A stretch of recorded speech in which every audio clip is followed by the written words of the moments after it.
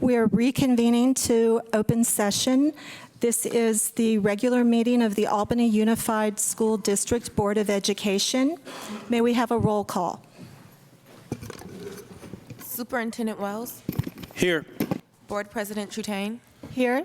Board Vice President Doss. Here. Trustee Clark. Here. Trustee Hinckley. Here. Trustee Duran. Here. Student Board Member Weinstein. Here. Student Board Member Mala. Here. Thank you. All rise for the Pledge of Allegiance if you want to participate. Ready? Begin. I pledge allegiance to the flag of the United States of America and to the republic for which it stands, one nation, under God, indivisible, with liberty and justice for all. Student board members, would you read the AUSD mission and vision statement and our meeting norms, please? The mission of Albany Unified School District is to provide excellent public education that empowers all to achieve their fullest potential as productive citizens. AUSD is committed to creating comprehensive learning opportunities in a safe, supportive, and collaborative environment, addressing the individual needs of each student. Meeting norms. Maintain a focus on what is best for our students. Show respect, never dismiss or devalue others. Be willing to compromise. Disagree when necessary, agreeably. Make a commitment to effective deliberation, each one listening with an open mind, while others are allowed to express their points of view. Participate by building on the thoughts of a fellow board member. Make a commitment to open communication and honesty, no surprises. Commit the time necessary to govern effectively. Be collaborative. Maintain confidentiality, which leads to the building of trust. Finally, look upon history as lessons learned, focus on the present and the future. Thank you. That brings us to the report of action taken in closed session. The board gave direction to the superintendent to enter into an MOU with Albany's Teachers Association. And that brings us to approval of agenda. I see folks here in the audience that I think are here regarding the special ed para position, job descriptions that we're doing. But I don't see folks here for the budget discussion. So I would like to ask the board if it's possible for us to move the special ed para job description item up ahead of our budget discussion. Need a second or just some nodding of the heads? Or Yeah, I need a second. I'll second that. Super. All in favor of approving the agenda with that change, say aye. Aye. Any opposed? The motion passes. And that brings us to item number 7. Superintendent Wells, would you like to take over? Absolutely. I'm going to go down to the podium.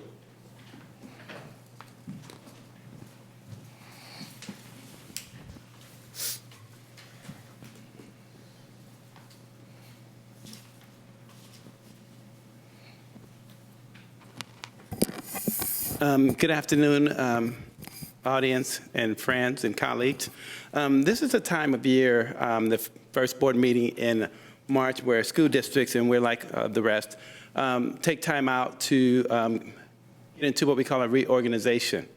And part of the reorganization is taking a moment to acknowledge the amazing hard work of our board officials who hold titles of vice president and presidency. And so we want to honor and appreciate them in a form of a token of our appreciation with a plaque that says the following.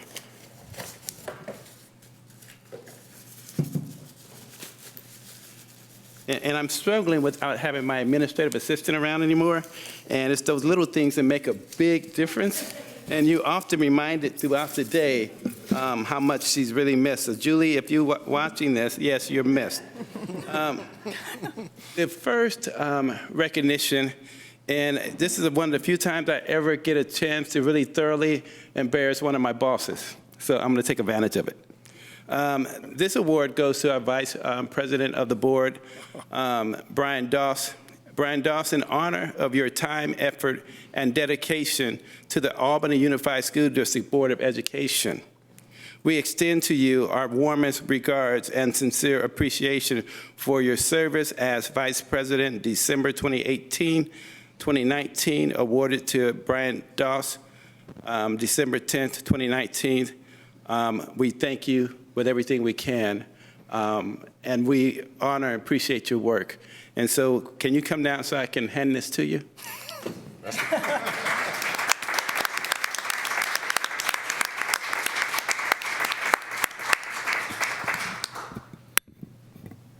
Thank you, sir. Thank you. Would you like to say a word or two? Sure. For 30 seconds or less? I don't want Kim to get me, so I'll be quick. Put the timer. I appreciate this. This is really nice. I didn't know I was getting anything. I would have wore real close because I'm usually hiding behind the podium. But I really appreciate this. It's before their bedtime, so I know my kids are watching, so that's exciting. I got an award. I'll let you play with it when I get home. But thank you for this. I really appreciate it. And I didn't join the board for the recognition. You know, I joined it to help students and do my part. But you know, this is appreciated. So thank you.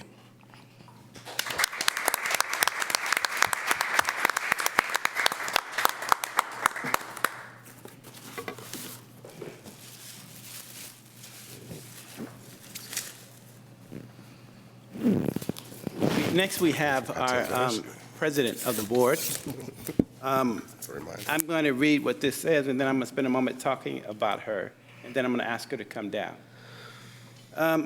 This award is presented to Dr. Kim Trutain in honor of your time, effort, and dedication to Albany Unified School District.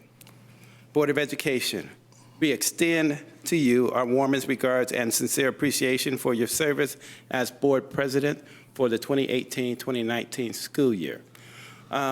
Kim is what we would call, as a former military guy, a tireless soldier, ready to serve at a drop of a dime. And when she works on a project, she leaves her signature because it's always excellent and outstanding. I've learned and grown to really appreciate and admire her work. And so, Kim Trutain, this for you.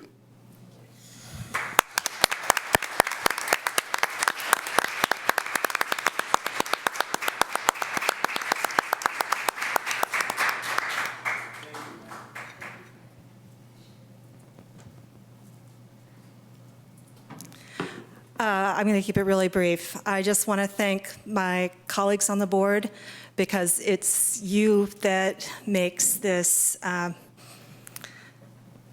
really worthwhile. I admire everyone's dedication on the board. Is we put the students first, and that makes it a joy to work with each of you. I appreciate that. And I also want to thank the staff at the district office. You're tireless workers, and you're always trying to do the best we can for our students. And I also want to acknowledge all of the staff throughout the district, everybody at our sites, all of our teachers, all of our paras, all of our support staff, our custodians. I couldn't imagine a more inspiring group of people to work with. So thank you.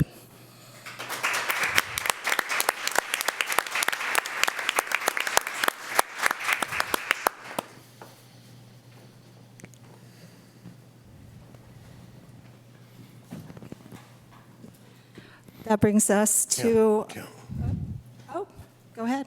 Yeah, I just wanted to briefly thank Brian and Kim as well. It's an awful lot of work up here, as it is, just as a regular board member, and I appreciate both of them stepping up and taking on extra roles, and you guys both did an excellent job. Thank you. Thank you. I appreciate that.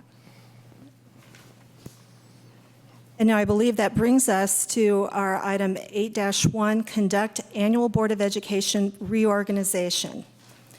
Now, the first step in our reorganization is each member of the board needs to make it known whether they would be willing to retain or assume an officer position.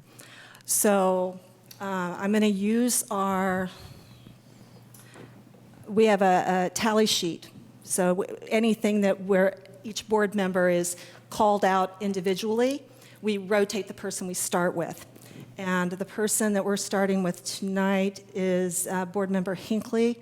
So, Board Member Hinckley, can you express whether you would be willing to serve either as Vice President or President? Madam Chair, can I interrupt? This is the part where I thought the super. Yeah, not after this, the step after this. Okay, yeah. First, we express whether we'd be willing, and then when it comes to the nomination step, you take over. Okay. And isn't it one at a time opposed to one or the other? I think we were going to go through Sarah, Jacob, Brian, Kim, and then Clementina. No, but I mean position-wise, opposed to asking somebody Either, if they're... yeah, whether either or both, or whether there's no obligation. As it says in our bylaws, there's no expectation that all members will serve as officers or automatically rotate into either position. I would like to spend another year as a regular board member, and I'm not interested in either position at this time. Okay, that brings us to Board Member Clark. I am fine with being a trustee, and this next year I will not be running for either one of the positions, President or Vice President. Vice President Doss? I'm happy to serve in either role. Okay. Thank you. I am happy to serve in either officer role either. Board Member Duran? I believe in being a lifelong learner as a role model for the students, and I would be fine with considering the position of Vice President. Thank you. Okay, so now that the board knows everyone's preferences, we've spoken to our own preferences, then I turn the reorganization over to Superintendent Wells, who then asks for nominations. Thank you, Madam. Thank you, Madam Chair. The superintendent is now entertaining nominations for the position of Board President. I think you do the rotation again. I don't remember. I think anyone can nominate. I think. No, I believe that anyone can. Anyone can. nominate. Oh, I thought it said you go in an order. Okay. So the superintendent is entertaining nominations for the position of Board President. I'd like to nominate Kim Trutain to continue as board president. Madam Chair, Kim Trutain, would you accept the nomination as submitted by Dr. Sarah Hinckley? Yes.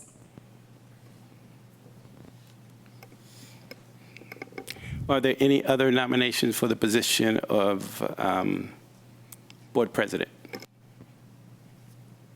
With there being no other nomination for the position of Board President, we can now take the vote.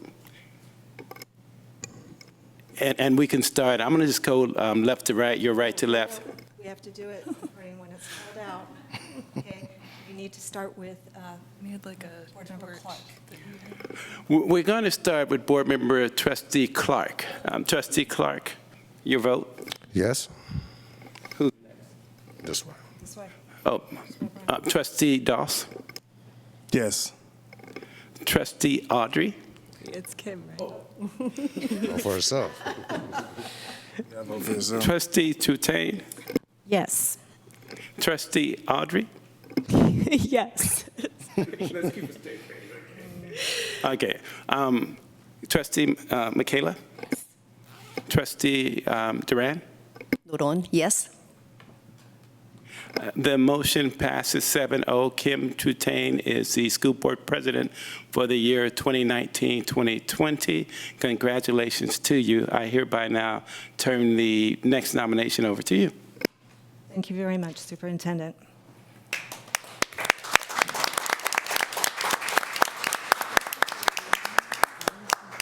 Okay. We will continue with the position of Vice President. I'll open the floor to nominations.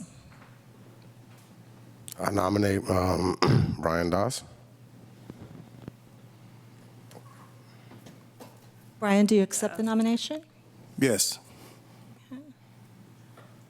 I would like to nominate Board Member Durand. Do you accept the nomination? I do. Okay. So now we will do a roll call. And this roll call now starts with Brian. We're going to vote first on the first nomination. So we're voting on Vice President Doss continuing in the Vice President position. So Brian, you vote first. I'm going to go out on a limb and vote for myself. I'm gonna vote no. I'm going to vote no. I'll vote no as well. Board Member Durand? No. Member Hinckley? No. Yes. So that motion fails with 2 votes for and 3 regular board members no, and 2 student board members no. Okay? Now we'll entertain the nomination of Clementina Durand for Vice President, and that then starts with me. I would vote yes. Yes. Yes. Yes. Yes. No. Yes. Okay, so that passes. That means that Board Member Durand is our new Vice President with 1 vote against, 4 regular board members voting for, and the 2 student board members voting for. Okay. So thank you very much, Board. The reorganization is complete, except we need to appoint our Secretary of the Board. Can all in favor of electing our Superintendent, Dr. Frank Wells, as the Board Secretary, say aye. Aye. Aye. Done. Congratulations, Dr. Wells. You're elected as the Board Secretary. Yeah? We didn't ask him if he accepted that. I have no choice. Okay. So we need to do you guys want to retain your seats, or do you want to move now before we finish the meeting? Madam Chair, as I studied the film in preparation here, the script, I had to throw it out the window. But last year, keeping with the practice, you moved after you was appointed to your respective position. Just an FYI. I do recall that. So the precedent last year was that we moved after the vote. So, Nobody looks you thrilled wanna, to move right okay, now. we don't, okay, this board does not want to follow that precedent, so we're going to leave that there. All right? Only because I don't want to like unplug my charger and move on. Who's got it going on?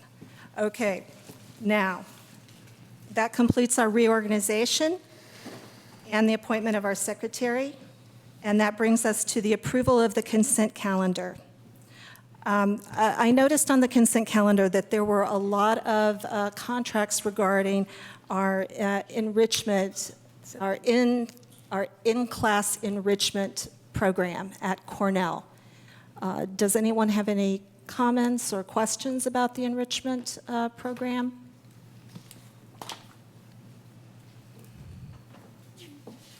I'm not sure how much I can comment or ask about, since enrichment programs in general aren't on the agenda. These contracts were those, so I think that if the board wants to know more, they could request, you could always request more information to be, or you could also do that at items to be agendized later at the end of the meeting, if that's of interest. Yeah, maybe I'll do that. I mean, my overarching question was tied to, I know that we're concerned about a shortfall in enrichment funding. So I guess I would phrase my questions about these contracts as how how are we figuring out how to anticipate less spending than we planned? And at what point do we sort of make adjustments in the contracts that are being signed in light of that? Madam Chair, is that something for us to ponder in preparation for our meeting next week or right now? It could be something to,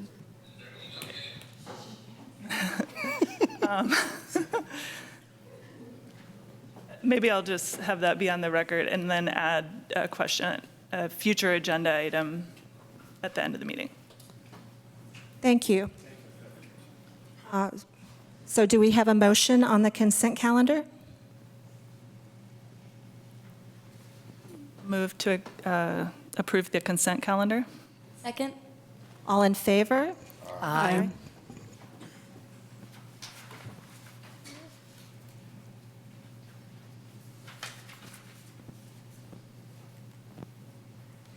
That brings us to superintendent and board member reports.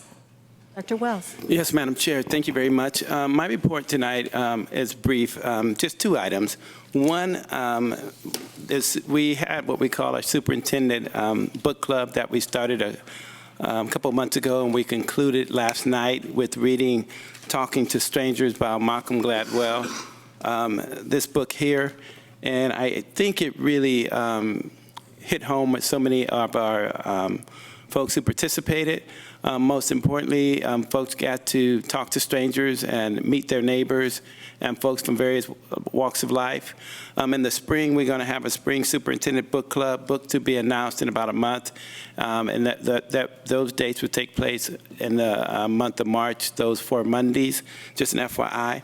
My second item is that we recently had in San Diego the annual School Board Association annual training and conference. I didn't get a chance to be there for the entire time, but for the time that I was there, I've got to tell you, and I haven't been to that kind of level conference in about 23 years. It was some amazing learning and network taught and demonstrated by the chief experts in the field. It was just simply amazing. And so I wanted to share that. There was another piece that I'm sure Michaela's going to talk about later, where they had the student board members from all parts of California that were doing some amazing thing. And I got to tell you, I see a chief politician over there just waiting, waiting to bust out. I got to meet some of her colleagues. We took a picture together with the big sign CSBAA behind us in San Diego. That was one of the greatest joys while I was there. And that concludes my superintendent report this evening. Great, thank you. I'm going to pass this meeting. Saturday from 11 a.m. to 1 p.m., the Kwanzaa celebration at Cornell Elementary School. Please come and celebrate. I hear there's going to be some really good food, and students are working on different projects to present and things of that nature. So come, celebrate, learn, and that's my report. When did you say that was? Saturday from 11 a.m. to 1 p.m. at Cornell Elementary School. Board Member Clark? I don't have anything today. Board Member Hinckley? I'll use up all of your time. So we had the Budget Advisory Committee meeting on, I don't know, a few days ago. Thank you, last Wednesday, where we spent a lot of time talking about enrollment and strategies for interpreting that data and understanding it.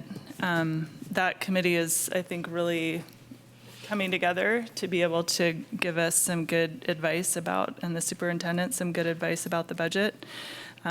Before Thanksgiving, I went to the high school play, Almost Maine, which was very wonderful and not sold out. So I have a new mission, which is to make sure that our arts events are very well attended, because they're really amazing and impressive, given that we don't, as a district, have a tremendous amount of resources going into theater. So that was really inspiring. And the students may mention this, but I just wanted to emphasize on Thursday at 6:30 at Ocean View, there's a presentation to parents in 3rd through 5th grade, of which I am one, to discuss the upcoming move in February to the high school edition, which is exciting, and I hope a lot of parents will come to get information about what that experience is going to be like.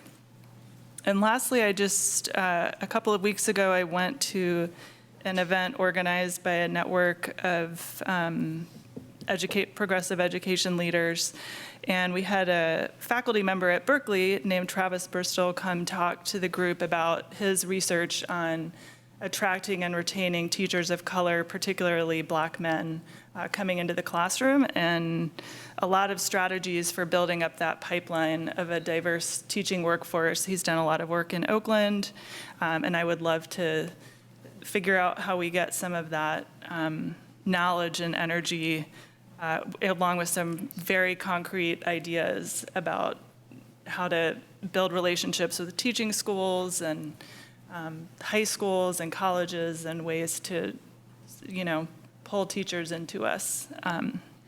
So that was very exciting. Thank you. Just very quickly, just a reminder, and it really comes from Christopher Rigney, an AMS teacher, that this is Computer Science Education Week.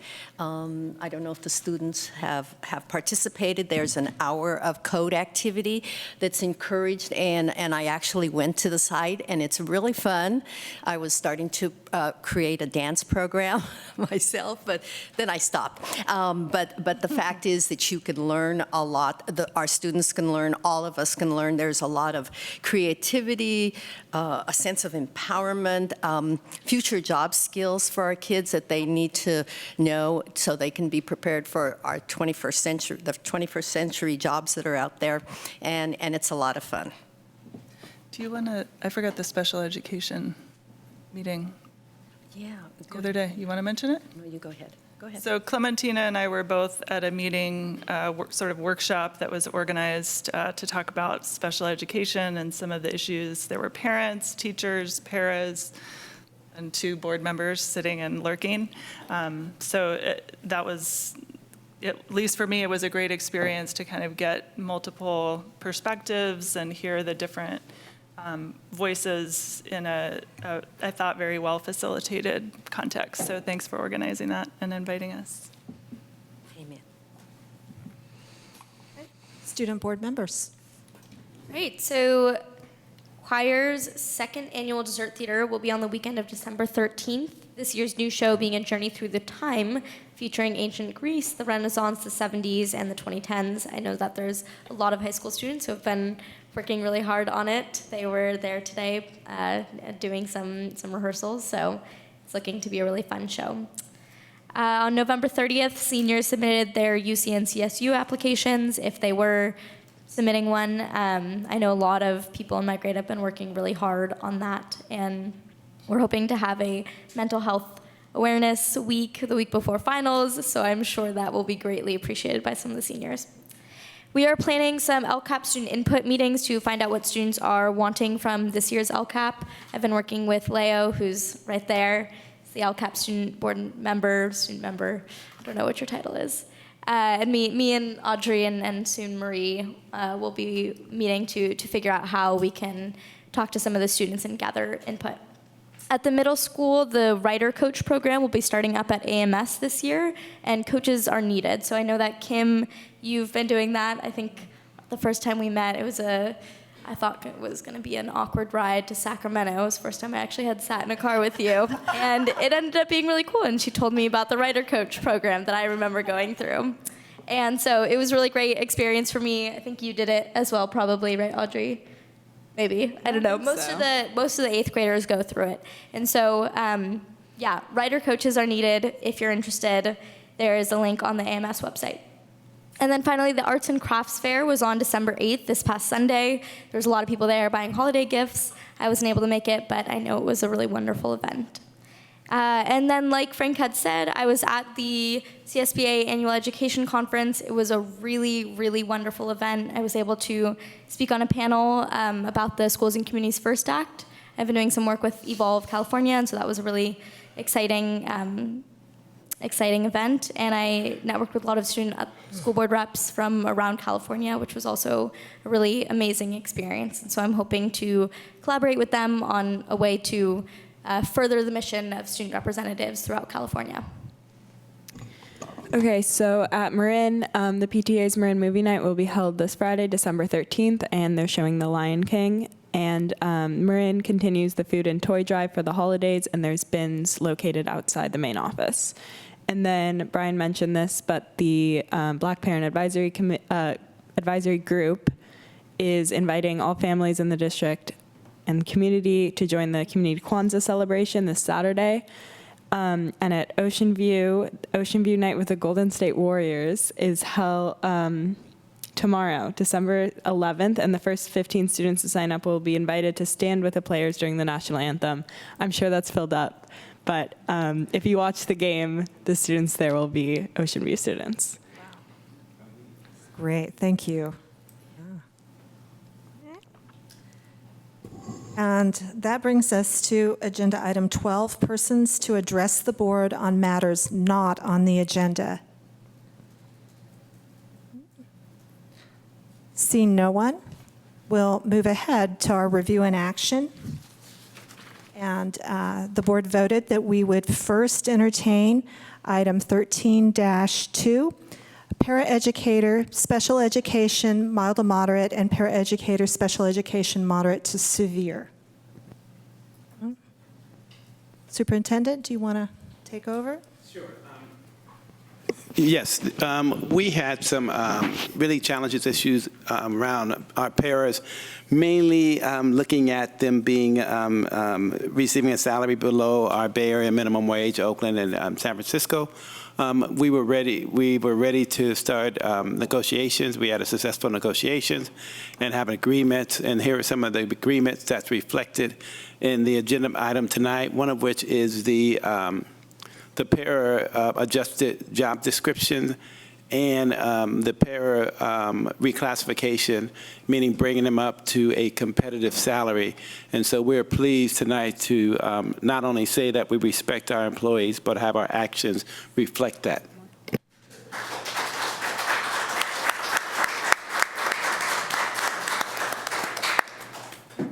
I'm going to first ask the board if they have any questions or comments on this item, and then it will ask for comments from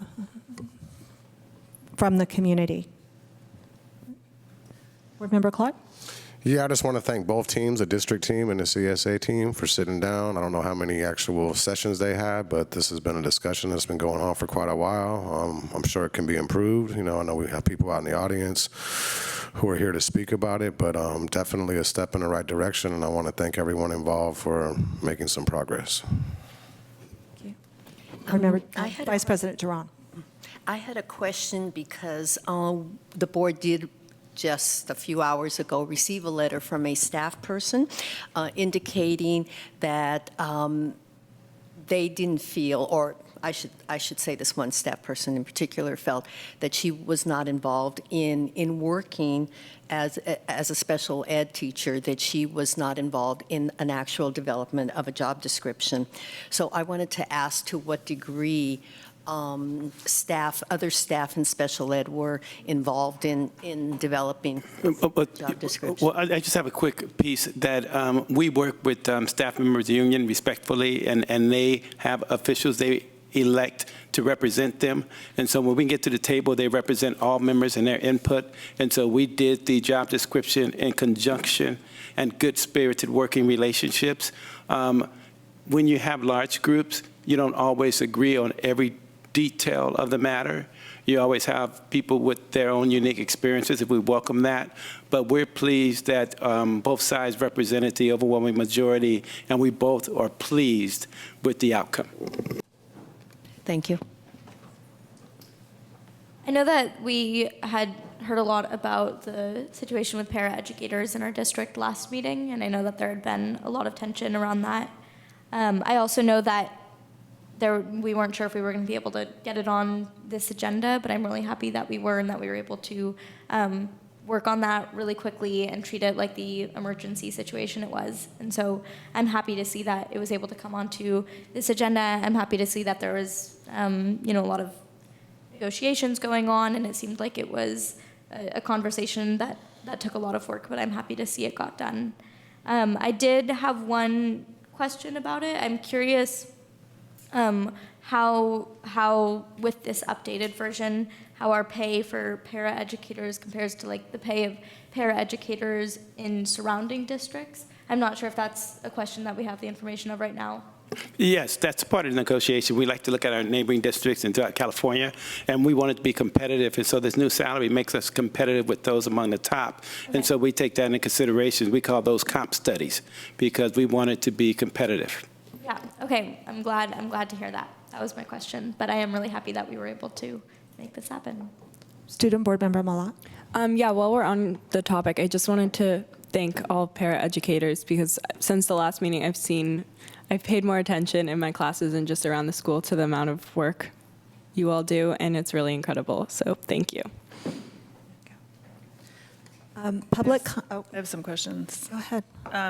So I guess first, I'd like to understand which classifications of para are still in the lower salary scale, and how the choices were made to take this one title and then turn it into 2 titles and move those up, and where that leaves the other ones. And I think I just like a sort of bigger picture of where this leaves us with other paraeducators. And then also, it would help me to get a little more explanation of how this job description is different from the old job description, like what specifically was added or modified. So to answer your first question, there are multiple paraeducator positions that are still below range 21 and below. Most of those are represented by, or not represented, but work at the Albany Children's Center. And so both parties, CSEA and the district, included in the MOU that we signed that we will continue bargaining for all the other members. So we're continuing to look at all of the classifications in the entire unit. Does that answer? Yes, Okay. the first part, yeah. In terms of, thank you. So in terms of the job description, so we had one job description that included all paraeducators that work for special education, who work with all the different ranges of students and the different ranges of disabilities. And so we ended up with 2 classifications to really, we were trying to differentiate folks that and recognize folks that work with students that have more physical demands, and so that they have that requirement where they have to be able to lift and transfer and maybe assist with medical needs and hygiene and so forth, and so we wanted to recognize that. But they are very similar with the academic and behavioral support that is provided, but there was that one differentiation. Yeah. Thanks. So, and would you like to add to that? Just to elaborate on that, so range 21 job description, which was basically our blanket job description, had 10 descriptors, which were very sort of generic and general. And so what we did is we sort of blew those up to include really specific duties, examples, and I went through each job description and sort of matched like for like and not for like, and came up with 2 different lists. So paraeducator range 30 would be more of an academic. Paraeducator would administer tests, homework assignments, may help with parent contact regarding IEP meetings, evaluate students for purpose of providing academic and non-academic support. Under the supervision of a certificated teacher, would implement instructional programs, and then the physical ability is 25 pounds because they're not doing as much physical lifting or moving or transferring to equipment. It's more of the resource para, if you will. And then range 32 was more of the more involved, so maybe doing medical assistance, toileting, behavior plan implementation, modeling social skills in an explicit way, placement and transfer into it and out of equipment, mobility equipment, may require lifting a student, transport or escort a student as needed, and the physical ability is 50 pounds for that particular classification. Oh, sorry. Sorry, my name is Marina Gonzalez. I am the personnel coordinator. Veronica Michael, Director of Student Services and Special Education. Apologies. Oh, exactly. Thank you very much. I think with that, I'd like to open it up to public comment. If you'd like to approach the podium. We love to hear your name. You don't have to give it. Good evening. My name is Kathleen Marte. I am the parent of a 9th grader at Albany High School, and he started here at Albany when he was in 1st grade. I'm a very grateful parent. He's had a wonderful education this far, and definitely have seen a lot of problems with the paraeducator, one being that, as you know, understaffed. And for example, for his 7th period class, it was written in his IEP, he was supposed to have paraeducator support, and he hasn't had one all school year. And of course, there's issues of not having access to the curriculum and safety and social issues. So I'm really happy. I just wanted to say I'm grateful that the board has approved the salary raise. And my question is, about getting the word out, because if the job posting is just on EdJoin, I don't think that's enough. There's also other competing districts. Berkeley Unified, I work for Berkeley Unified, is also short paraeducators, and I don't think everybody knows about EdJoin. So I'm hoping that there's other ways that we're going to put the word out that these positions are available. So that was one thing. And the other thing was just about training and making sure that they get ample training in the beginning and ongoing training, because it takes a lot of skill to be able to modify curriculum. Of course, the case manager is responsible for overseeing it, but there's moment to moment. You need skill in order to be able to modify curriculum from moment to moment in a classroom. So thank you for your time. Thank you. Hi, everyone. Richard Venturi-Usman, special ed class teacher at Albany High School. As you know, this has been a big issue for me, and I am so happy and grateful to Dr. Wells for his leadership in this particular issue. I think it's so critical for our students. Thank you, Kim, and thank you to all the board members for supporting it as well. I'm looking forward to having an easier life in the near future. I just want to say a couple of things. One is, it's a wonderful, fantastic first step, and I think to follow up with Kathleen mentioned was the next step is to really get the biggest bang for our buck, and to do that not only doesn't take money, but it's going to take energy and effort and thought. And so I really think it's important for us to think about how are we going to roll this out, because it's a very highly interesting topic to a lot of people, probably with some competing interests, and also then, since we're making a really, in some ways, a paradigm shift in terms of how we're addressing the role of the paraeducator, I think it's really important that we really look at what that means in terms of ongoing training and the definition of roles, et cetera. And to that point, there's lots of things out there. I was just looking today, thinking about it, and in July, end of June, July, there's coming what's called the training of the trainers. There's a lot of information out there. There are a lot of resources out there that we can use. We don't have to have everything internal. It's called Maximizing the Effectiveness of Special Education Paraprofessionals. It's a 3-day institute put on by an organization called Bureau of Education and Research. So I think we really need to think about how we're going to roll out, and then how we're going to provide them with the training that they really need to make it the best. Thanks so much. Thank you. Hello, everybody. Karen Bonini, special ed teacher, or Coach Bo if I coach a kid in softball. Thank you. First and foremost, totally stoked. Pay raises are great. Thank you so much. Question, wondering if you can answer it tonight. How will this, the paras that are currently employed with us, how will this impact them in their position this year and or next year? Well, because they all work many different hours now, will they have to shift over to the 7.5-hour day? So they're all going to be reclassified. Every single Can you speak at the podium? Because I do think that an amazing number of people do watch the streaming video and watch the video later. So And- I want every comment to be on record. And I didn't mean to misspeak. I thought that I read that each para being hired was going to be 7.5 hours. Did I read that incorrectly? So it's two-part. So the current paraeducators, so all of our special ed paraeducators are in one classification. Right. And so each of those folks is going to be reclassified either into range 30 or range 32, everyone. And that's going to be determined by where they're currently assigned.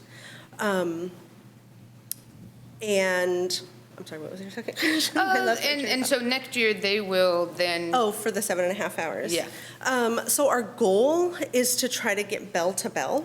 I don't know what that means. Oh, okay. So Yeah. start time to end time at each site, so that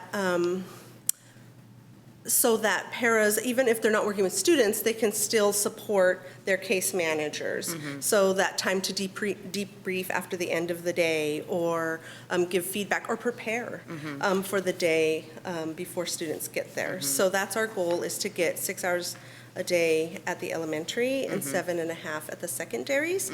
But we understand that not everybody actually wants to work those hours. So we're going to work with our union leadership, and maybe we might have to grandfather some folks in. But for those who are interested, transitioning those folks into those number of hours.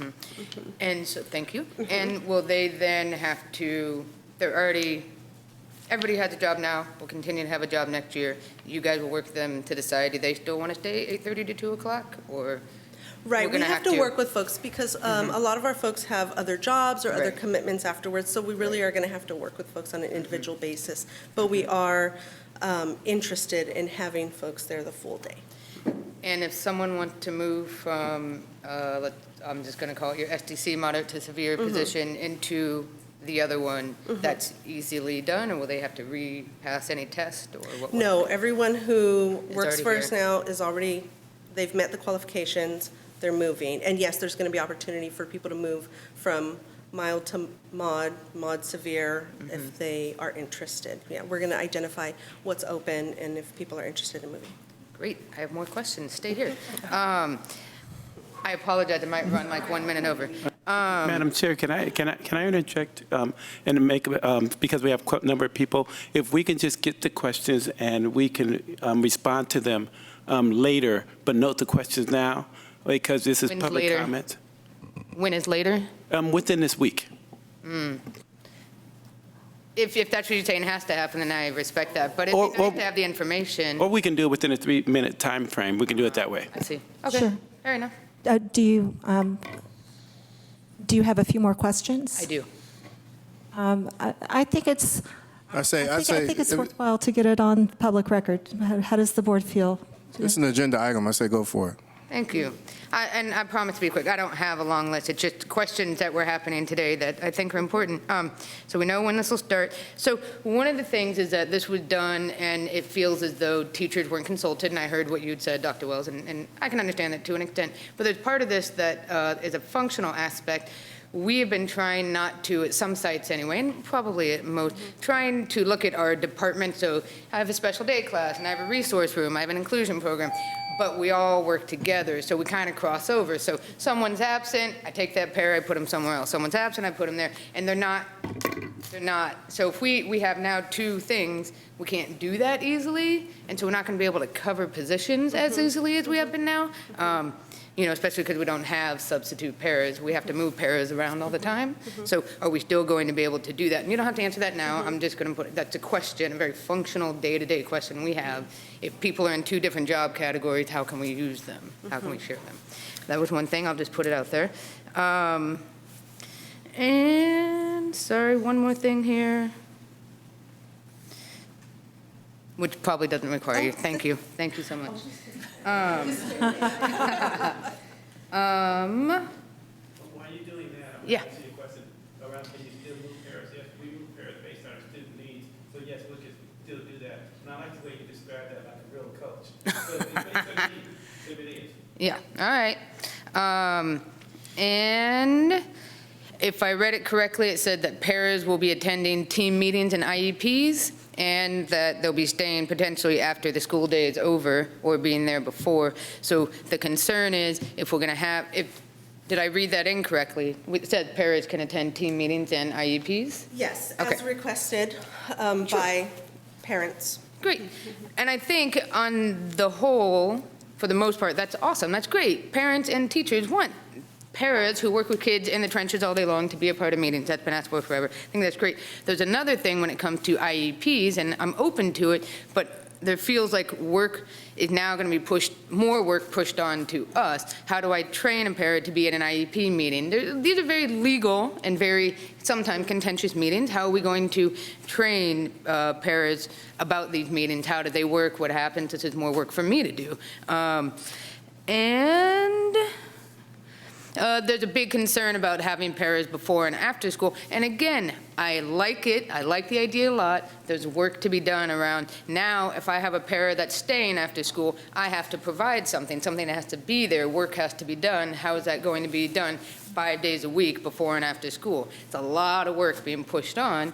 And then it just becomes, it's also like, hey, were you here at 8? Am I now in charge of making sure people are there? It's just now a professional work day. You get here when you get here, and I don't have to be accountable for that. But it just becomes this thing that feels like it's going to fall on me and other teachers. Those changes or goals to have folks there from bell to bell, it wasn't so much to require it as we were getting feedback that folks were already working beyond their hours, right? And so that was a way to include that as part of their FTE, which is the hours that they get paid for as well as the percentage that gets contributed to their health benefits. Totally. So that's what that was about. Just to be clear for the record, I am for the pay raise. I am for the longer day. I am for these things. I don't want to do more work than what is already being pushed onto my job. So thank you. Right on. Good night. Thank you. Good evening, everybody. My name is Cheryl Thies. I'm an education advocate at the Disability Rights Education Defense Fund and also an Albany parent. First of all, at the last board meeting, there was a lot of very strong feelings, myself included, and I want to thank you for being responsive. It was very reassuring to me that this was already being addressed, so I appreciate the superintendent's input at that meeting, that like it's already on the radar and so on, because I think sometimes there's things happening behind the scenes and families don't know that, and all they see is the fact that the paras aren't there, the kids aren't getting the services, and they needed to hear that, so thank you. And I also just wanted to thank the community. I had no idea when I came to speak 2 weeks ago that anybody else would be there talking about special ed. I just happened to be take a few calls and get really concerned. So it was just awesome to see the whole community come out like that. Couple quick things. One is I remain really concerned about para training. I think that the raise, completely on board, so happy about it, especially in this economic climate. I know that was not an easy thing to figure out how to do, so thank you. And paras are professionals. It's still concerning to me that we do move them around as much as we do, because what I'm hoping is that some of our training isn't just how to effectively deal with safety issues or what to do crisis prevention, but actually real professional training about what a para should know. And we often bring paras in the middle of the year when we find somebody good, and often they've missed some of those training opportunities that might be available through the SILPA and through the district. So I hope that that will be taken seriously, and particularly around the need to build relationships. So many of the calls I take from families have to do with, this para doesn't know how to work with my child and their disability. They don't have the expertise they need to know that with ADHD, you need to break things into little 5-minute chunks, and that when a kid has problems with working memory, you know. And I think Ms. Bonini's comment is very well taken, which is there's going to be a lot of need for special education credentialed staff to provide a lot of that training. But I just want to make sure if we're going to treat our paras as the professionals that they are, we need to train them. If they're going to be at IEP meetings, it's really important. I encourage you to know that we do free trainings on your legal rights at DREDA if anybody can come. I would encourage anyone on the board to come, how to collaborate with your district, how to solve problems at the local level and avoid escalation. And that's a big emphasis of our training, so I hope that they that anybody will take advantage of that. And I also have offered before, and I've addressed this issue with the new Student Services and Special Education Director, Ms. Michael, that let's collaborate, because this is a problem that isn't going away. And then my final comment is, I've said this a few times now to this board and the previous board, but I remain concerned that we are solving a problem that's bigger than the paras with the paras. We need special education credentialed teachers. We need gen ed teachers to have the training to universally design curriculum and programs for all kids. And so throwing a para at the problem can be helpful, and for some kids it's essential, but there's other things we need to talk about. So I look forward to having that conversation moving forward. Thank you. Thank you.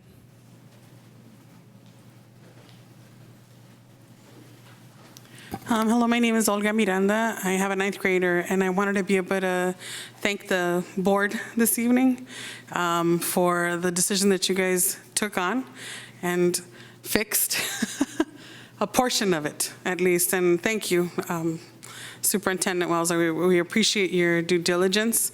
But with that being said, I want to be able to say that the paras for the last 4 years have been fighting for this, and it is more than overdue, the wages. And we've lost a lot of great people that could have remained in our district. I agree with Cheryl that we need more special education credentialed people in the district. That's how I know we will be heard. I also want to be able to say that on top of all the work that paras already have, it would be unfair to, here's a raise, but here's additional work. And right now, there are not enough paras. I would ask that the district institute that if paras are absent, that we also as parents should be allowed to know that our son or daughter didn't have a para in the classes that are stipulated in the contracts that the district signs with families on their IEPs. That help is absolutely fundamental in our children's progress, or it gets stuck. My child is stuck. I want to be able to explain that more than anything, it just has to do with all of our kids. Any one parent that's not here because of the rain or they have a second job, it's not that they are not of importance. And this district, for the last 3 years that I've been coming to the district meetings, I can tell you that we as families with children with special ed have not felt heard, not for a lack of trying. And I cannot thank you enough for taking this measure to another level, that now families who are paras feel like now the district is paying you what you deserve. But that's still not enough in the Bay Area. I will say, though, that we need more credentialed people, and that it's important to mention that the paras should not substitute teacher time with my child because there's a para in the room. The para is supposed to support, but not replace the teacher. And that is absolutely fundamental for myself. I know everyone's experience with their children and their teachers is very different. For myself, I don't want for people to feel comfortable that it's the para who will now take over the lessons with my child. I want my child to have that one-on-one relationship in the classroom, because it's what his IEP says. So thank you very much to all of you. Thank you. Thank you. Maybe we'll close public comment after Mr. Ritchie speaks. Hi, Mr. Ritchie, former resource teacher, case manager, 14 years in Albany. First of all, I want to say I'm very proud of the paraprofessionals, and this has been a long time coming.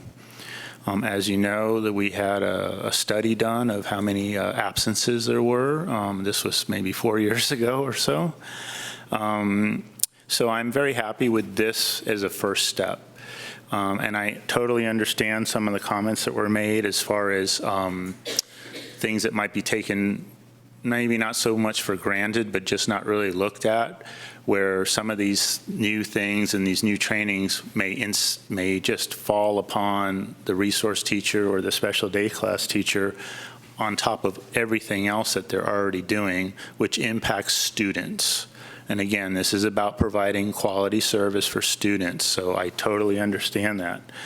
That being said, a red flag that came up for me from a comment is when we had this study of absent, how many paras were missing and hours and all that, what it came apparent is that daily and weekly resource paras were being taken and moved to special day class because they are considered the most needy. And I'm not arguing that. Yes, they are. However, it came at a huge cost to our resource students who didn't have support.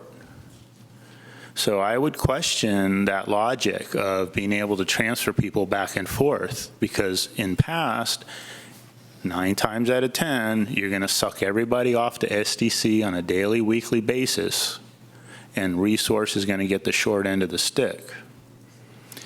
The other piece of this is if you're going to go to these classifications, and I have a resource teacher or a resource para who has put in the time and effort to study Algebra 1 or science, 8th grade, and they're not the teacher, but they need to work with that student, and there is a relationship with that student, which is really key in special education. They need to be left in place. If you want to get the most bang for your buck, they need to be left in place. It is critical. This is a stepping stone. But if you're an academic para and you're putting in the time and effort to learn those subjects and help the teacher who helps the student, you shouldn't be pulled away to an SDC world, which is very important, but it's a different kind of world. So I'm going to challenge all of you to take it off the teacher, take it off the case manager, and put it on your shoulders. It's leadership's responsibility to fill those SDC positions. That's a physical job, it's a demanding job, it's an important job, but so is resource. And it's academically driven, and we are in Albany, and this is an academically driven district. Thank you. Thank you. I'll just do a really brief summary. It appears that in the past we had one category for special education paras.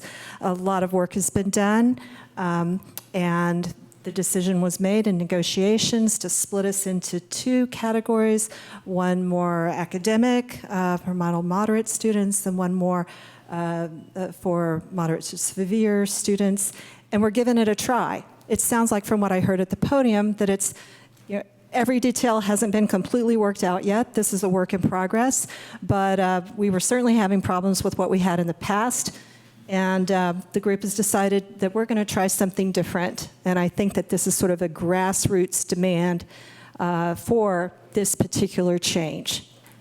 And so with that, I will ask the board, do we have a motion to approve the job descriptions for the special education para mild to moderate and special education para moderate to severe? I move that the board approve the descriptions for the special ed mid-moderate and special ed moderate severe positions. A second. Sorry. All in favor? Aye. Aye. Aye. Aye. There we go. The motion passes unanimously.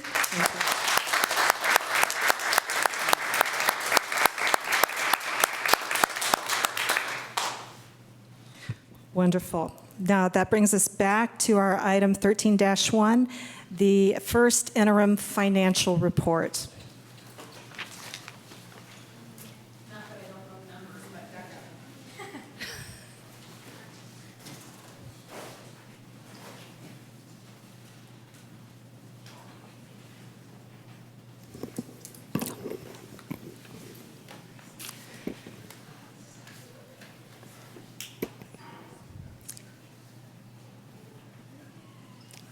Looks like it's a little slow loading there. That's because your documents are so big. We'll turn this over to our CBO, Jackie Kim, to do the presentation. Sure. Thank you. So this item is to review the current financial status of the district and approve the positive certification for 1920 first interim report. And I'm sorry, this is a little slow. See what I can do here.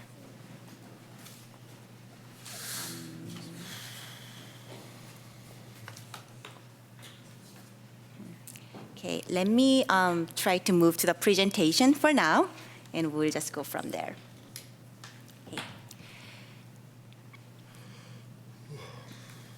So the first interim report captures all known revenues and expenditures from July 1st, 2019 until October 31st, 2019.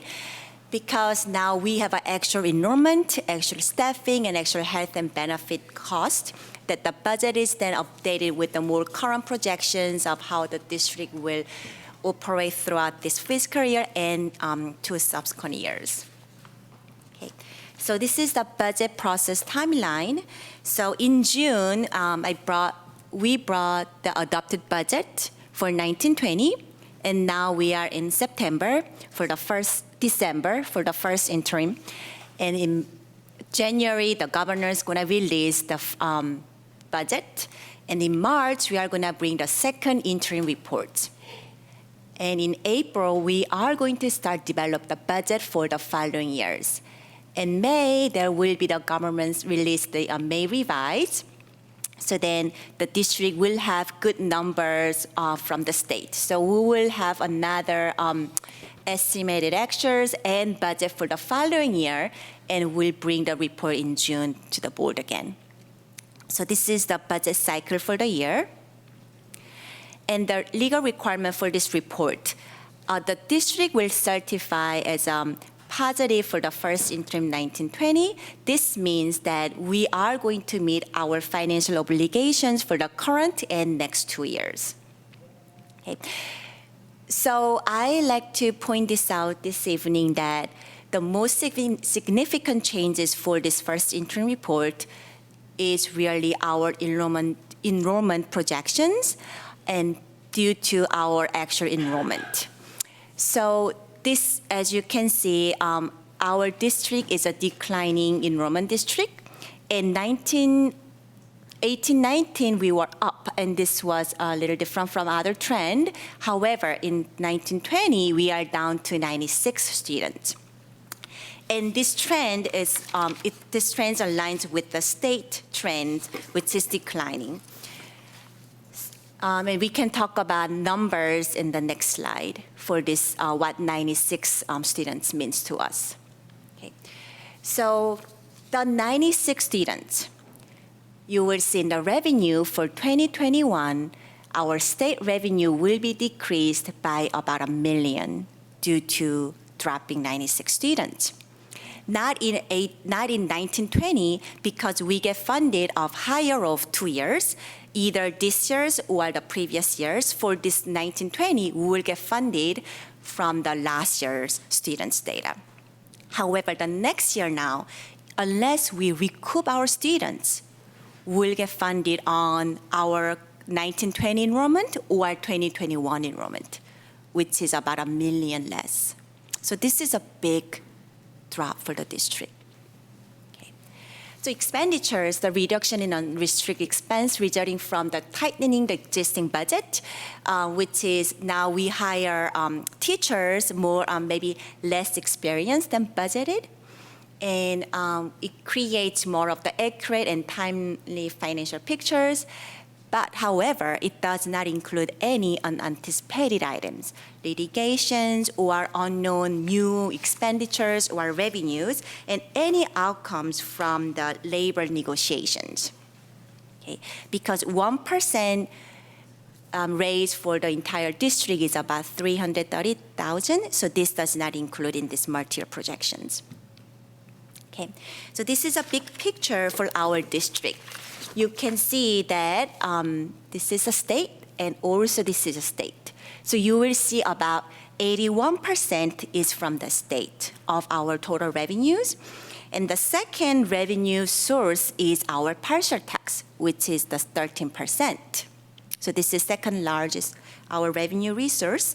And this is critical because the revenue, this is already built in our budget to operate the district. So this is a part of our revenue formulas. And we can look up the expenditures.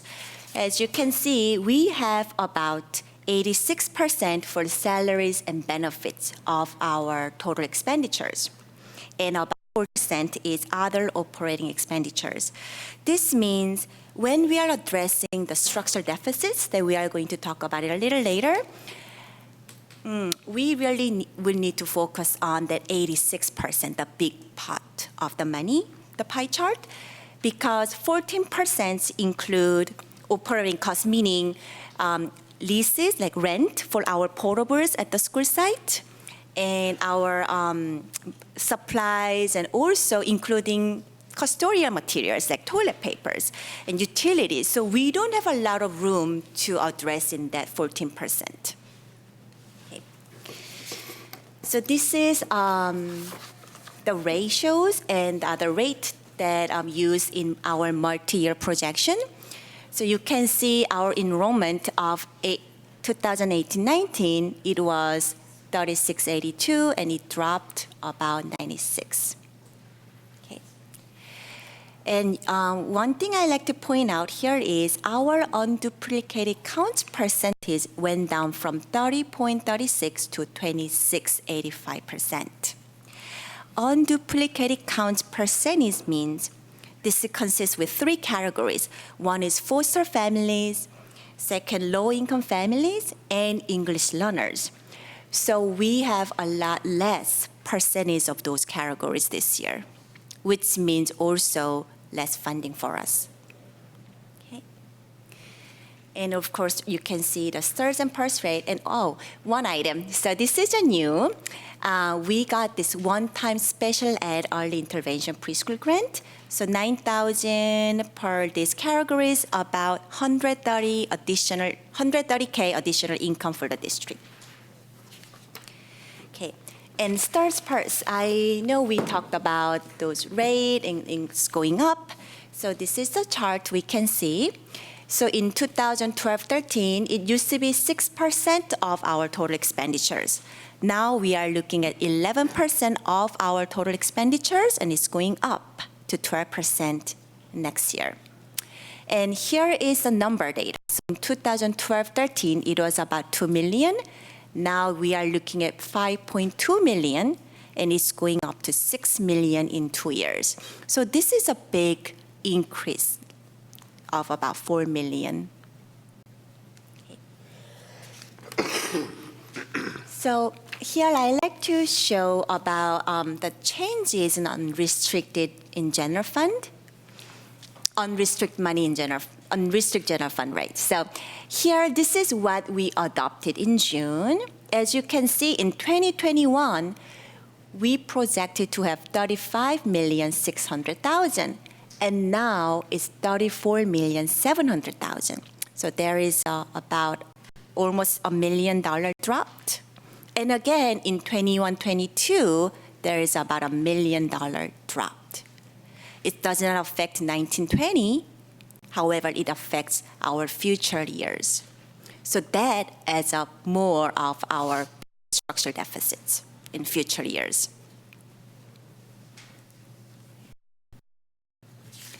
And this is the multi-year projection for combined general fund, because general fund consists of unrestricted and restricted.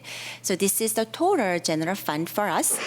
So now we are at here 11%, 11.5%, and we meet our 3 years above 3%, which is state requirement. However, in June, which is 6 months later, when we bring this data to the board for the 2021 budget, this will be the current year and next 2 years. So this number, 1%, we will have to make it up to 3%. It's a state requirement that we will have to make. And that is another about 350,000 reductions for us in expenditures. So here are the next steps. January 2020,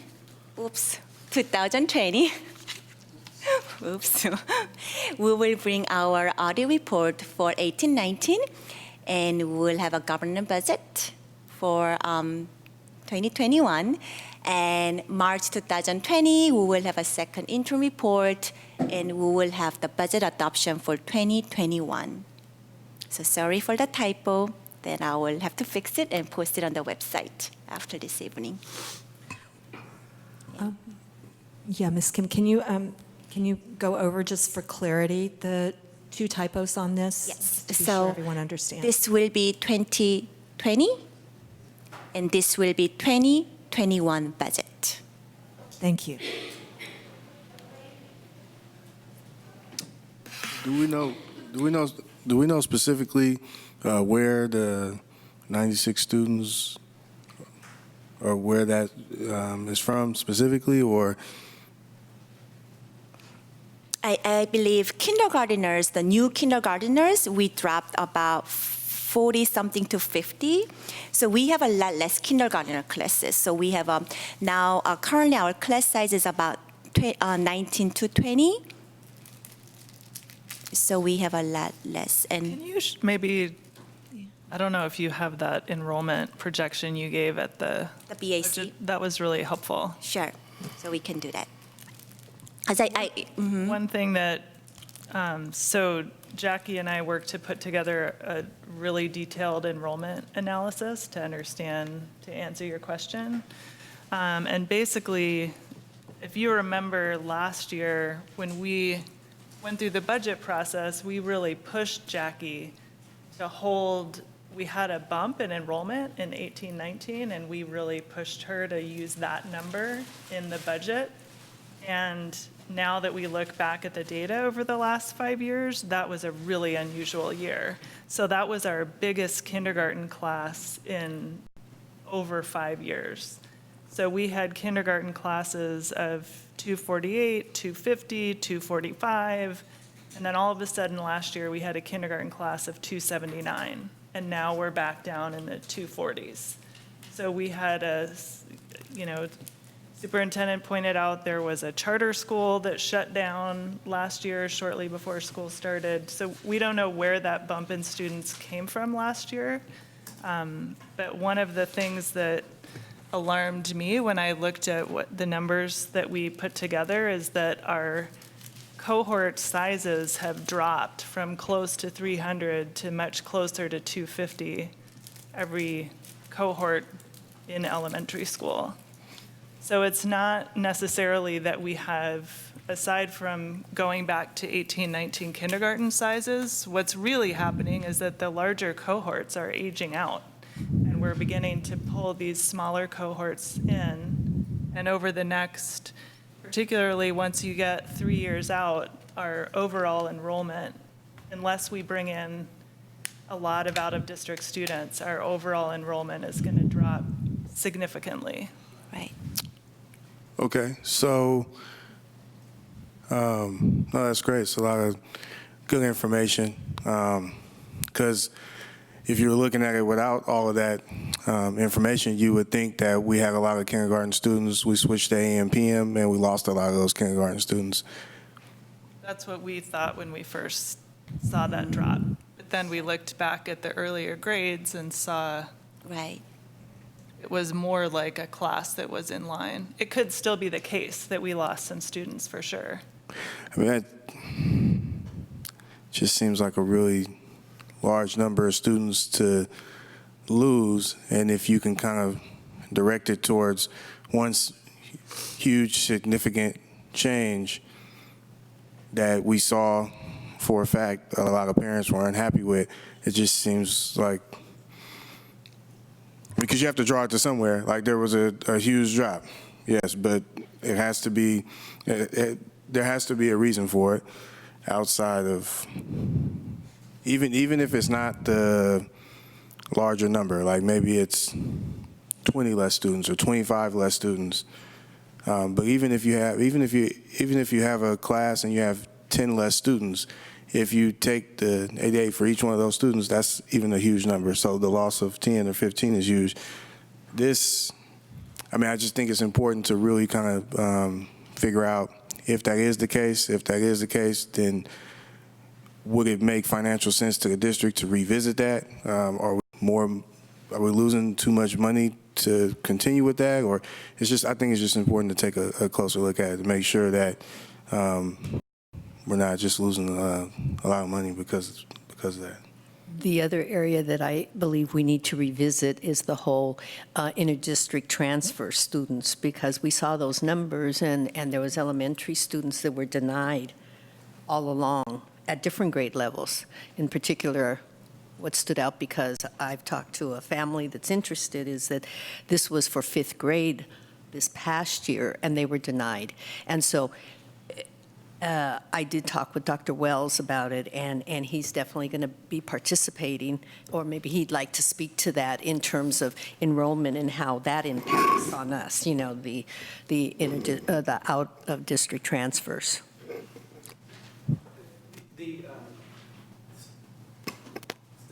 Staff and I are looking at some of the hiccups we had last year and how to make adjustments and how to be more expedient in terms of accepting students, especially in areas where we have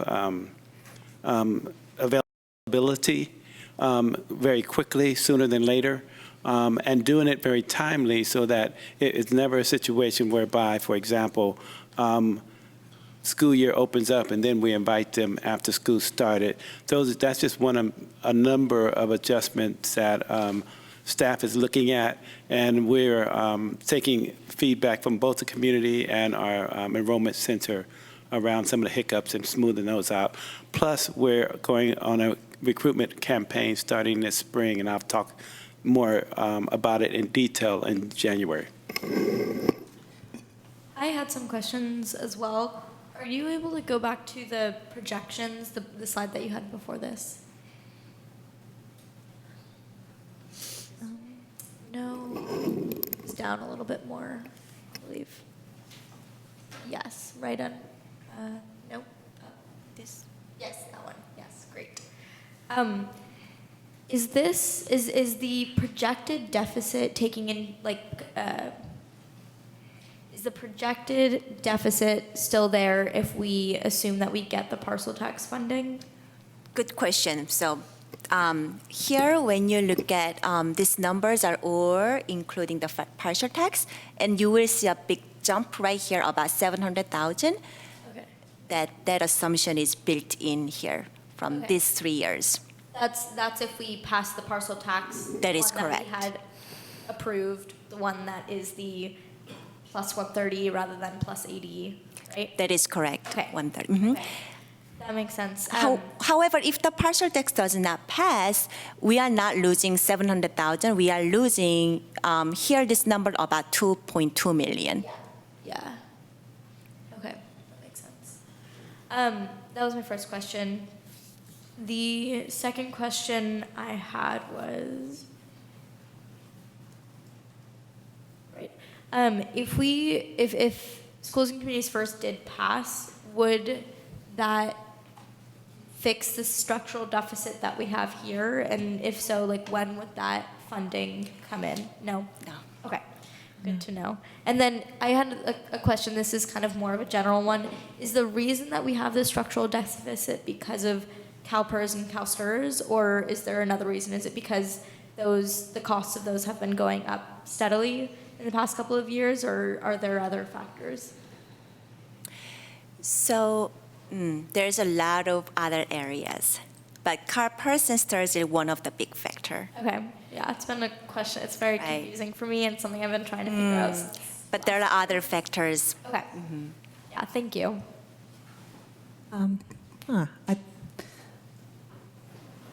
I'll make a comment, which is, it seems to me like the bottom line of this first interim report is that our unexpectedly huge drop in enrollment has a tremendous effect on the district going forward. I think that, what you said, Michaela, about the state can't increase our responsibility by $3 million over the past 6 years and not give us any additional funding, and for that not to have an effect. That has also had a huge effect on the budget. But right now, but I mean, we can't argue with that. It's a done deal. So what we do have to look at and work with is balancing our revenues and our expenditures. And with our revenues dropping by about $1 million, all the belt tightening that the district has done, we've worked hard at trying to have an austere budget and trimming wherever we could. But that's simply not, it's not been enough. We're not out of trouble. So I think that the board's focus that I heard about increasing enrollment is one area where we can take action. I look forward to hearing the superintendent's plan to advertise for students and to help them get enrolled here and to help them with all of those different steps and hurdles about getting the proper paperwork. We got an email today from a parent who reminded me of another issue. You know, it's like if students are leaving the district, we need to look at that too. So we have students leave our district on inter-district transfer request, going other places. And I would certainly like to see a further report on that, whether they do an inter-district transfer to go to one of our neighboring districts, or whether they simply disenroll in order to go to private school. The board needs to see that and analyze that and see if there's some way that we can stop that drain effect, as well as opening our doors to incoming students. Board Member Hinckley. I actually just completely forgot the first thing I was going to say. So I'll say the other things and hopefully I'll remember it. One is that I think there are two things that would help me in starting the budget process for 2020, 2021. One is to really understand and look historically at how our budget aligned with and our projections aligned up with our actuals, because we did have an unexpected deviation from our projected deficit last year. So I'd really like to understand, you know, how much of that potential variance is still in play in these projections. So I think, I don't know if that comes in the form of work with the Budget Advisory Committee that you present to them or present back to us, but I think for the board, I think we're at a point where our budget is so tight that we need to feel really confident that our actuals are going to be very, very close.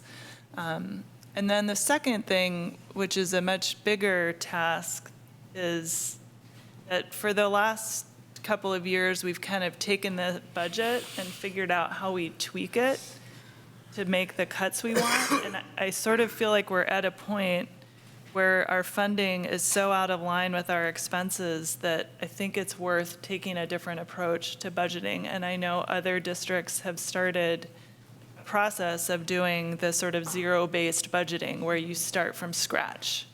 You have conversations about what kind of programs do we want to offer?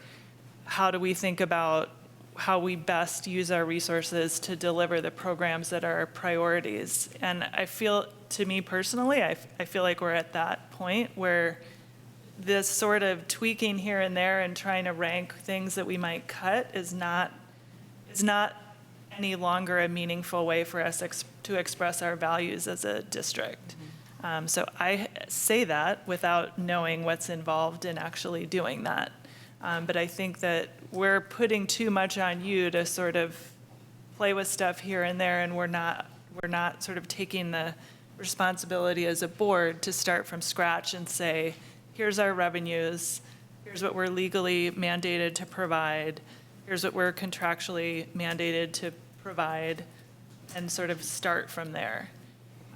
So I think as we think about the 2021 budget process, I'd like to think on those terms. The other thing about schools and communities first, this is what I was going to say, is that there are two reasons why it's hard to factor that in. One is that it's not going to take effect for a little while, and even once it takes effect, because of the law, which is essentially requiring commercial properties to be reassessed, then there's a longer period where those properties are reassessed and then taxed. So even knowing how much revenue is in play is a long process. And secondly, one of the other reasons we're in this problem is because the local control funding formula is more equitable across the state, but that has hurt Albany. The number that Jackie mentioned about the fall in the unduplicated account for LCFF has also hurt us, because that's the count that's used to determine how much funding we get of the pool. The Schools and Communities First initiative will take that amount of money that's raised by these reassessments and will allocate it based on the same formula. So as originally written, we would have gotten probably nothing. Given the new version of this, we will probably get $1 a student. That's not nothing, but it's not going to significantly help us. It is, however, not a reason not to fight really hard for it, because it's going to help a lot of districts a lot more than that. I'd like to ask for public comment. I think that we have some comments from the Budget Advisory Committee, although none of them were able to attend. There's a whole lot of school events that are going on tonight. A lot of people are at a choir concert right now. Yeah. If I could just very quickly, please come up, sure. Whether in the near future or somewhere before the school year ends, if, and I shouldn't speak about on behalf of other board members, but I certainly would like to get some more training on some of these issues that Sarah has presented, as well as, what Jackie deals with. And I was wondering if there could be either some board training on budget, or whether that's something that I know as part of the school in governance training. There is definitely a session, a one-day session on that. I don't know if that's going to be adequate for specifically Albany and some of the issues you're raising, whether it's something that we should be doing, or whether just as an individual I should get more training. I will note that down for on agenda item. Agenda items. Okay. Okay, so again, I'm just a messenger here. This is a report from Jessica Cross and from the Budget Advisory Committee. So I'm going to read what she sent me. The Budget Advisory Committee would like to draw the board's attention to the following key points in the report. AUSD has seen 5 years of declining enrollment, resulting in lower ADA and decreased state revenue. We continue to project a growing structural deficit. This projection assumes the parcel tax measure will pass in March 2020. If it does not, the projection will be much worse, requiring an additional $2.2 million in cuts. AUSD currently has 11% reserves. The first interim report projects about 4.5% reserves by year 3 and 1% by year 4. The minimum requirement is 3% in year 3. $350,000 in increased revenue or decreased expenses is needed to project the minimum required 3% reserve 3 years out in the next budget. This cut will not alleviate the long-term structural deficit. If we wait to make this cut, the deficit will grow larger. Potential approaches the district could take include the following. Simplified examples for purpose of illustration. Cut 3 to 5 teachers. Add 35 intra-district transfers. Wait and see if the budget picture changes due to factors like state funding changes, the provisions of the contracts under negotiation, or unexpected changes such as fewer special education lawsuits or out-of-state placements. Recommendations. The district should create a contingency plan for achieving the $350,000 through reductions. In addition, the district should continue to work to increase IDT, I think that's intra-district transfers, at the high school. This is already policy, but the board should encourage staff to review practices to make sure they support this policy. In particular, the district should make sure the timing of transfer approval notices supports the policy of increasing transfer.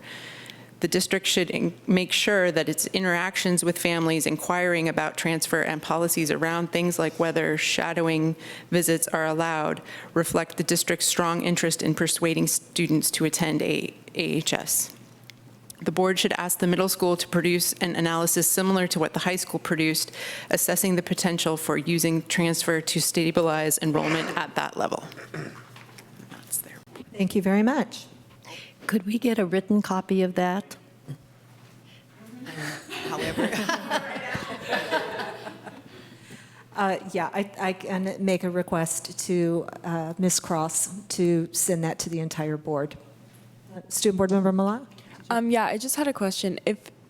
If whenever we do review these cuts, or if we start from scratch, what would that be, the March meeting? I think it's going to be a series of meetings throughout, January through June. Yeah. I think that we need to be constantly on this subject, whether it's measures to increase enrollment, to change our policies around enrollment, or whether it's particular recommendations that the Budget Advisory Committee will put forward. We can also entertain other ideas. It doesn't have to come from that. Yeah, on the note, I think also just not purely in meetings, but also we've had workshops before. So if we do something like that where we have, more time that we don't have to take away from other agenda items, I think that would be really useful. And then also, so we don't need to make cuts or approve anything by the second interim. I would like Ms. Kim to answer that. So for the, let's see, I'm gonna go to here. Let's see. So we will have to do the notice to certificated employees prior to March 15th. And the second interim is by March 15th. So this will happen together. Okay. Can you repeat that? I'm sorry. I think that you weren't quite close enough to the mic. So the notification to certificated employees will have to be before March 15th or by March 15th, and the second interim is due March 15th as well. So it will have to go together. So we are going to move forward together with this topic. Okay, thank you. I think that the Budget Advisory Committee will be suggesting different cuts. I am not sure when they're going to be able to bring that to the board, but certainly sometime in the spring they will provide us with that food for thought. Okay, thank you. Other board comments? Okay. That I think that we need to have a motion to approve the first interim report. This can do it. I don't have that. I move that we approve the first interim report. I second. All in favor? Aye. Thank you, Ms. Kim. That was a very clear report. I appreciate all the work that went into that. Thank you.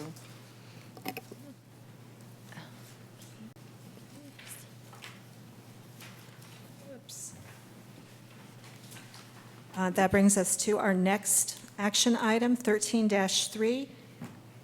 Oh, I should say, we approved the first interim unanimously, and we move on to 13-3, clinical practicum agreement with California State University, Northridge.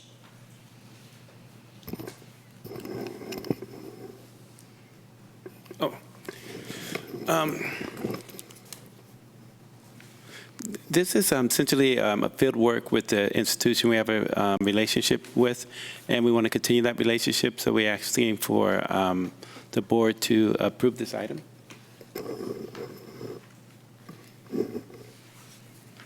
Do we have any questions or comments? Okay. I move to approve the clinical practicum agreement with California State University, Northridge. Second. All in favor? Aye. I will just say that I always find it encouraging when I see these agreements that we have student teachers that are interested in coming to Albany and doing their practicums here, their student teaching. And I think it also is a big help to our teachers. I think it's kind of exciting on all sides. And if I could add, it also provides us with an opportunity to do observations as well as then, not persuade, encourage these teachers to apply for regular positions as they come up. Yes, thank you. And that brings us to 13-4, our AUSD Board of Education Governance Handbook. This has been moved several times because of long meetings, and it looks like now we're going to get a chance to deal with this.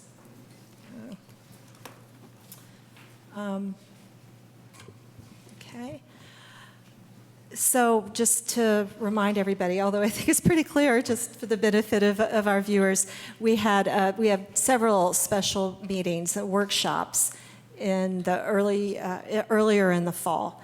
And the board worked together with some outside consultants to redo our norms. We decided to divide our norms up into a short list of meeting norms and then to have governance norms in a different list.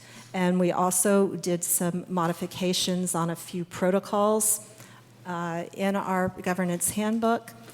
And those are the changes that we're talking about tonight. I did note that there seemed to be several typos that in the governance handbook that I think must have been a technical glitch in terms of what was attached. And I have those listed. But first, I want to ask if there is any other, general comments.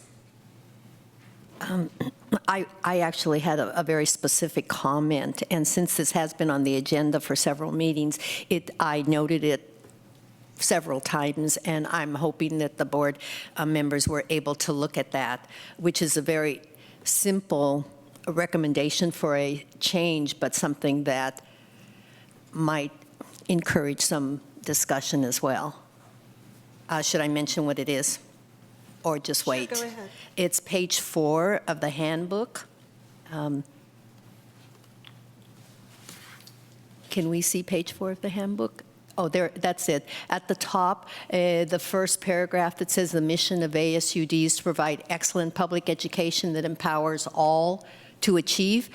I always stop there because I go, empowers all. All what? All, the students. Our commitment is to the students, and so I wanted to see if if the board would agree to include the word students after the word all, that empowers all students to achieve their fullest potential. Board Member Clark? Yeah, I think that's a great suggestion, and I support it.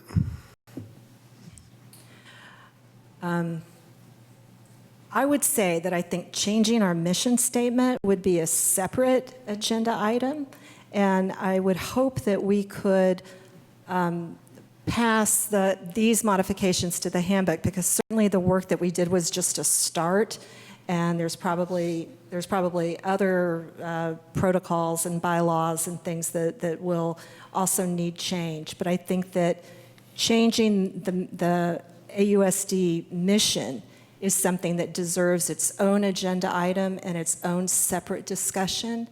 So not debating whether we include students or not, but just simply trying to keep the mission sort of separated from the handbook. I don't think that changing the mission as an edit as we pass or do not pass the handbook gives it the attention that it deserves. I have no problem with that. Can we, just because time goes by fast, can we maybe this is a future agenda item to sort of figure out what our process is going to be for reviewing other aspects of the handbook and the mission statement? Yeah, we definitely should. I think it would be great even if we made a minor change and then have a year somewhere on this page that's more recent than 2015. just to sort of reaffirm the overall and then make changes. Okay, so noted. I would like to just move for to point out that the typos, if we could move to page 11. This is when we're describing the agenda committee. And I think if you look at the red, this is just a very slight, in the first bullet that is changed, it says the district shall have an agenda committee consisting of the board president or their designee, a second board member. It shouldn't be members. That S there is faulty. And so that I believe is a typo there. And then below the let's see how to read this. The 1, 2, 3, 4, the fifth bullet was actually moved up and incorporated into the third bullet. And so that's a repetition of text. And so I believe that the fifth bullet should just be eliminated. Somehow I think that working through these changes and trying to prepare a PDF, that there was some sort of technical glitch. And then the last one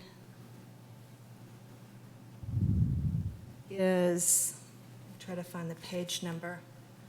Can you continue to scroll down? It was much further. When they were talking about out of meetings that might have disruptions.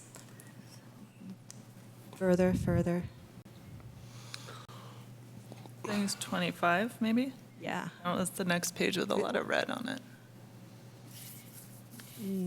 Further down, No, that's 25.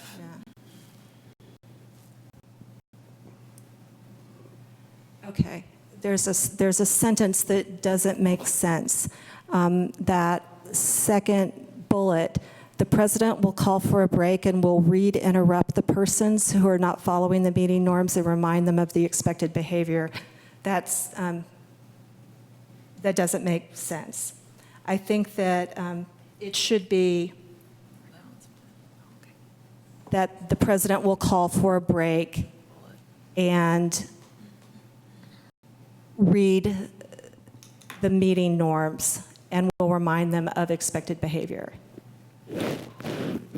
So I don't know what to do. I don't know if the board is comfortable with making these changes, because I think that the changes that I've just mentioned are actually typos that didn't get corrected in Julie's copy as this was being prepared.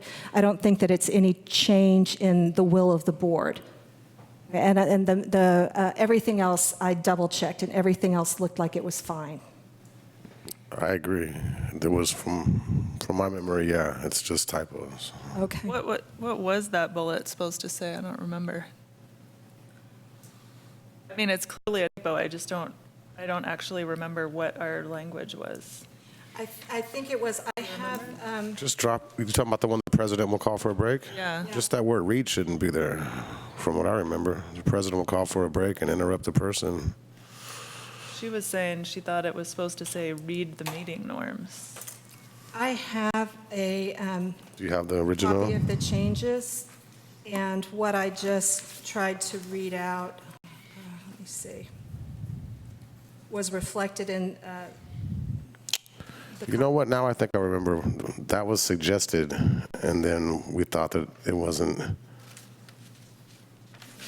board member. Like this, the president shouldn't be required to interrupt somebody. So I think we did change the wording, maybe to what you're saying.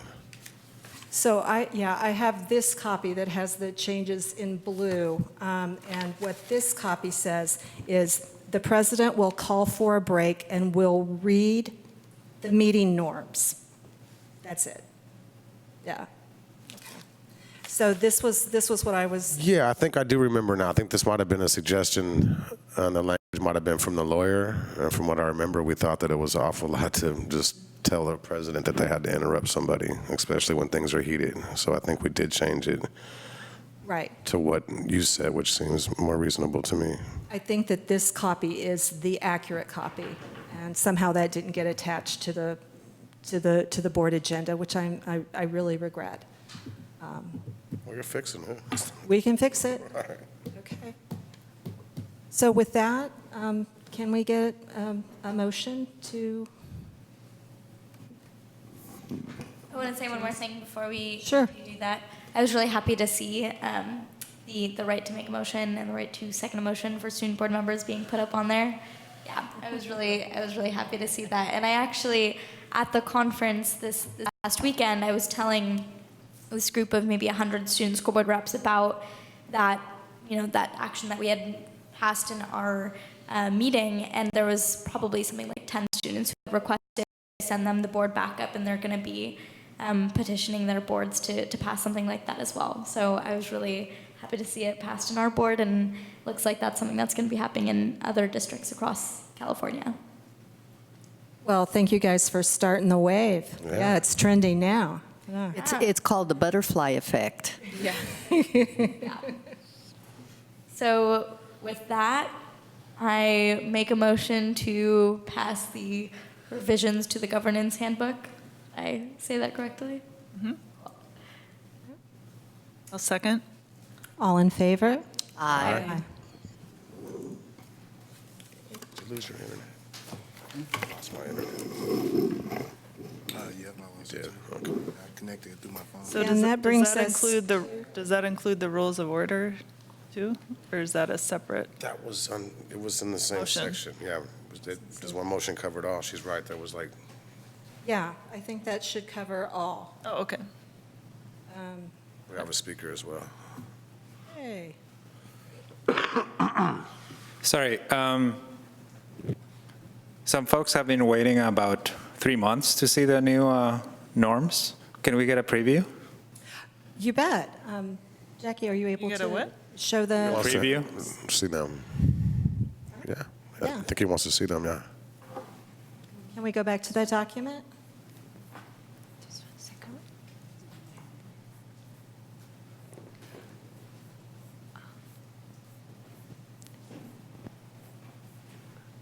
Is it in the handbook?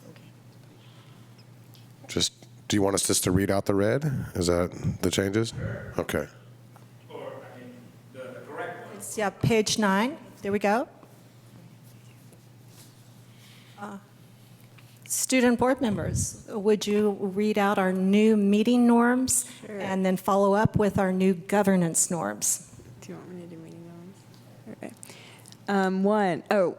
We agree to 1, maintain a focus on what is best for our students. 2, ensure a safe environment for all views to be expressed, treating each other, staff, and the public respectfully. 3, endeavor to find common solutions to issues through collaboration without sacrificing one's beliefs in what is best for students.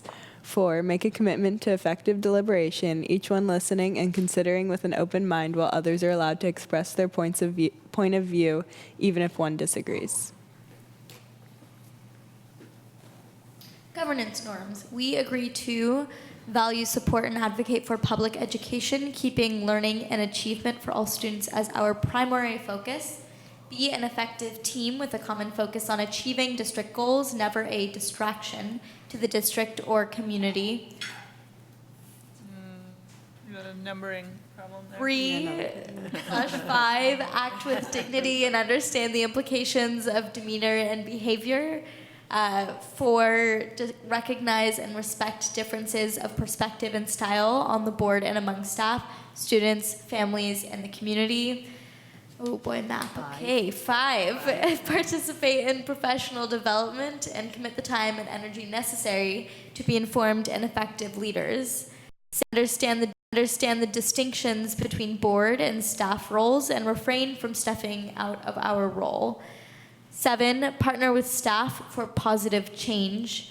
8, accept that authority rests with the board as a whole and not with individuals. Thank you very much. Okay.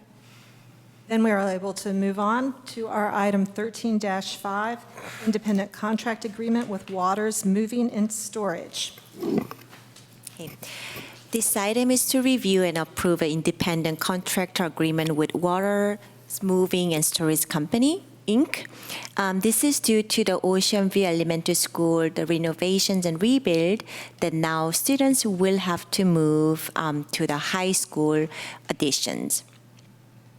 And staff had 3 vendors and walked through the site with principals and staff, and they gave us the best quote for the needs of the staff that are involved, and it is going to be $26,960 from the bond fund. Comments or questions from the board?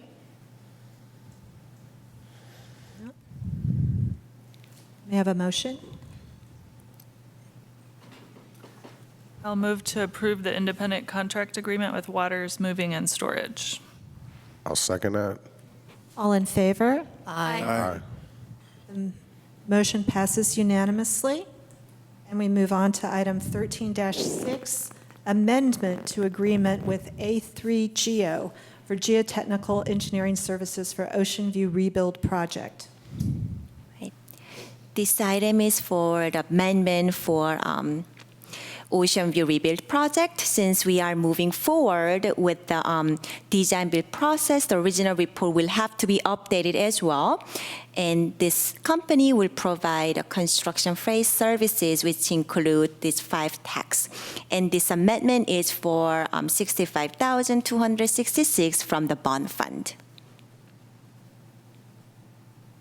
Any questions? No? I think what I need to do is I need to congratulate our business services department. The packages that we're getting for contracts on the board agendas are very complete. There's no mistakes that I can find, and it allows us to learn about the contracts and then approve them very quickly. Thank you. And so I will move that we agree, I'll move that we approve the contract, the amendment to the agreement with A3Geo for geotechnical engineering services. I second. All in favor? Aye. Aye. So the amendment to the agreement passes unanimously, which brings us to upcoming agenda items, matters introduced by the board.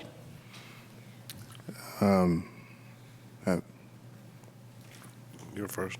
Okay. Few matters I'd like to see upcoming agendas. To revisit the list of recommendations from the ACT. I think the list was originally brought up a while ago, so I just want to kind of revisit that and really take some time to dive into that, dive into the recommendations, what's been done so far, what we're still working on, things like that, just an update.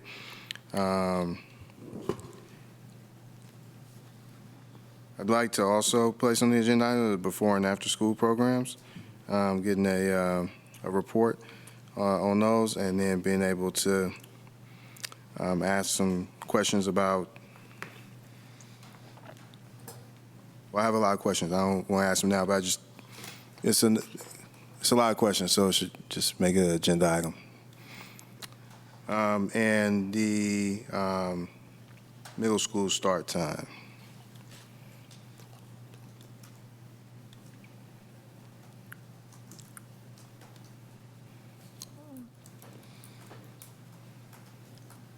Okay. Somebody you said in the meeting that was a Board Member Clark? Yeah, a few meetings back, you started putting possible future agenda items. So if you could do that first, that'd be helpful, because something I'm about to ask might already be there. Did you do it tonight or no? I didn't mean to put you on the spot. I'm sorry. Well, in the future, it was really I thought it was really cool for us to kind of know that these are on the radar. But if you don't have that tonight, I can suggest what I would like to see.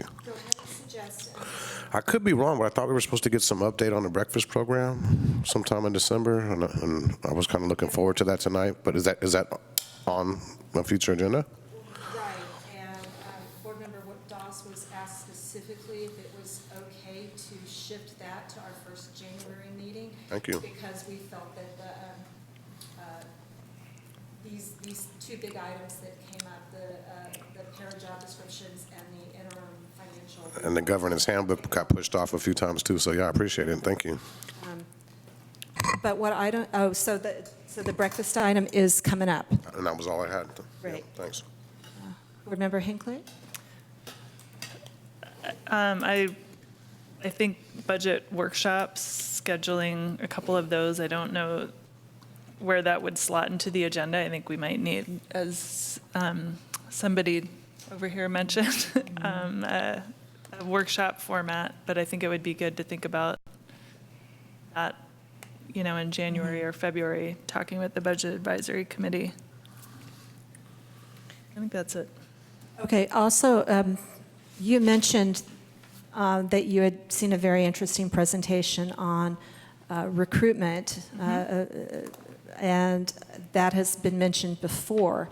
So I think that that could be combined for an agenda item this spring about what we're doing to recruit staff of diversity. Mm-hmm. I mean, what I'd really like to do is have him come talk with the staff about how to go about doing recruitment, sort of coming up with an actual work plan with the superintendent and other staff.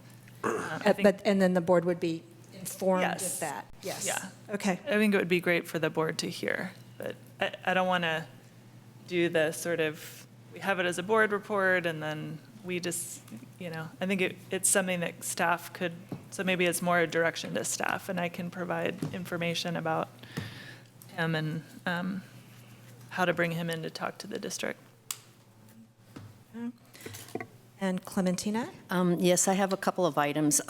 One that refers to what you just mentioned, which was about the diversity of teaching staff and administrators. And I would like to see it developed in terms of policy from the board, in terms of our goals, and what we would like to see in terms of diversity. So I'd like to see that as an agenda item. And then another agenda item that I have talked about before is I would like to put on the agenda for us to discuss a standing committee for 21st century learning. We refer to 21st century learning a lot, but I'm not sure that the district has really sat down and identified that. And what's different today than 10 years ago or 20 years ago? Before the computers were really in the hands of students. How was teaching and curriculum different than it is today? And that's just one element. I mean, we've started talking about stuff tonight like zero-based budgeting, and that's part of it. I think the funding, curriculum, teaching methods, infrastructure, hours in the school day, year-round schooling. These are just some of the elements that I think could be all incorporated in having I was thinking of a task force, but more a standing committee, just like the BAC, that really plugs along. It's not a task force that's going to just come up with answers in a few months, but rather it's going to grow over years in terms of a direction and what we're looking at. For what we really would like our students to know when they leave 12th grade. And so I would like to propose it as an agenda item. Sorry, I have one more, which can, I think, wait a few months, at least until after the fundraising advisory committee meets, but I'd like the board to get maybe a presentation about the PTA agreement around enrichment funding and a report on sort of how that's going and whether we're meeting the goals that the board and the other participants in crafting that agreement were trying to meet when they set it up. The board took a role in in pushing that and adopting it. So it's definitely well within the board's prerogative. And I'd like over the next maybe 6 months to get us up to speed on what it is, how it's going, and then whether it's something we want to revisit. Okay. Board Member Mala. I was wondering, I was on the Wellness Advisory Committee last year, and I don't think we've had a meeting yet, but I haven't heard anything about it. Committee? The Wellness Committee. I know Carrie Neerheim ran it last year, but she's not in the district anymore. So I don't know. I didn't get any emails either. Okay. Did it start back up again? Yeah. I mean, we kind of had a roll going. We did. Yeah. Okay. So I will task the superintendent with that, find out what's going on with the Wellness Committee, and we've got to keep that going. Okay, thank you. One thing as well, a little bit at the beginning of our meeting about seniors and applications and how we were kind of having a mental health awareness and support week. I believe it's the week before finals. In replace of Dead Week. In replace of Dead Week. So I was wondering if we, as a board, could have some information about what mental health services are existing within our district and kind of catch us up to speed about where we are in supporting our students, both our middle school students and our high school students, because I know I've been in the thick of it. This is a really, really stressful time, not just for seniors who are being pounded by applications, but also for all high school students who are, who have finals coming up. And then also, I just know that middle school is a tough time. So I'm wondering if we could have some type of update so that we all know what supports are available for our students, and maybe have a better idea of how we can better support our students in the future. Okay. Yeah. I will read these out just to make sure that I got them in no particular order. A mental health update, what services are available district-wide. Diversity goals as a board policy. Request for some training at the district office about recruiting a diverse workforce. The AUSD mission as a separate agenda item. Also, the board needs to consider what to focus on next for changes to the governance handbook. The Albany coming together recommendations. We'd like an update on what has been done and what is remaining to be done. We'd like to hear about our before and after school care programs, middle school start time, and some workshops or training on the budget. A standing committee on 21st century learning. I would, the enrichment funding program, who's funding it, how's that going, what are the goals of that program? The wellness committee, it's not met yet this year, we're approaching the second half of the year, we should get that going again. And I would say that in the interest of continuing to focus on enrollment, we do need to see the board policy for the interdistrict transfer. We talked at our last meeting about a few changes to that we thought would be helpful.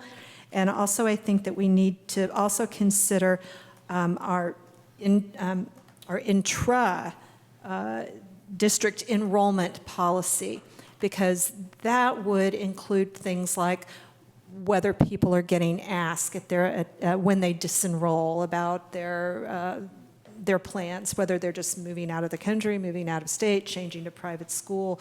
We need, I think, just to double check and make sure that we have everything in there we need so that we can keep a close eye on that.